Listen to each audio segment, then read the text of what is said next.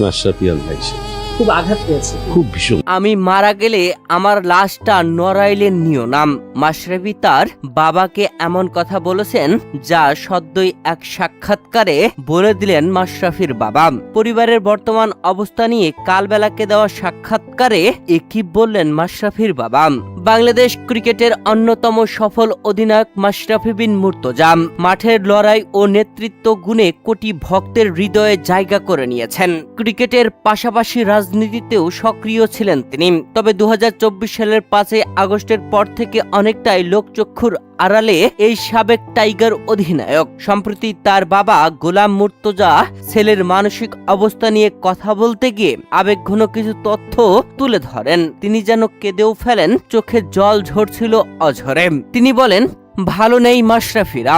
প্রায় 2 বছর ধরে এক ধরনের বন্দী জীবন কাটাচ্ছে তারা। গোলাম মুর্তজার ভাষ্য, আগের সেই প্রাণবন্ত ও হাসি খুশি মাশরাফিকে এখন আর দেখা যায় না। তিনি বলেন, কথা হয় তবে খুব কম।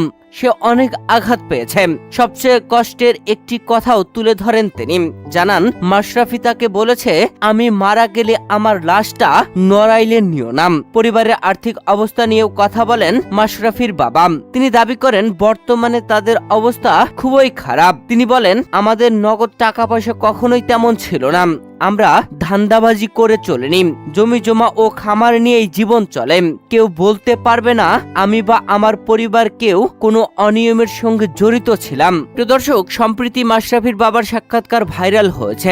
সেই সাক্ষাৎকার নিয়ে নড়াইল এক্সপ্রেস ক্যাপ্টেন মাশরাফি তার বাবার কয়েকটি বক্তব্য নিয়ে দ্বিমত জানিয়েছেন। মাশরাফি বলেছেন, নড়াইলকে তিনি প্রাণের চেয়েও বেশি ভালোবাসেন এবং নড়াইল ও নড়াইলের মানুষের কাছে ফেরার আকাঙ্ক্ষা প্রকাশ করেছেন। প্রিয় দর্শক, 2024-এর 36 জুলাই সরকার পতনের পর মাশরাফিও যেন ভেঙে পড়েন। তার বাড়ি পুড়িয়ে দেওয়া হয়। যারা পুড়িয়েছিলেন তাদের প্রতি কোনো ক্ষোভ নেই মাশরাফির, জানিয়েছিলেন নট আউট নোমানকে দেওয়া ভিডিও সাক্ষাৎকারে। সেই সাক্ষাৎকারে অনেক আবেগপ্রবণ কথা বলেছিলেন মাশরাফি। মাশরাফির ভাই একটি সাক্ষাৎকারে বলেছেন, মাশরাফি 2024 সালের আন্দোলনের সময়ে ছাত্রদের সাথে কথা বলতে চেয়েছিলেন, শেখ হাসিনাকে জানিয়েছিলেন। তবে শেখ হাসিনা তাকে কথা বলতে নিষেধ করেছিলেন।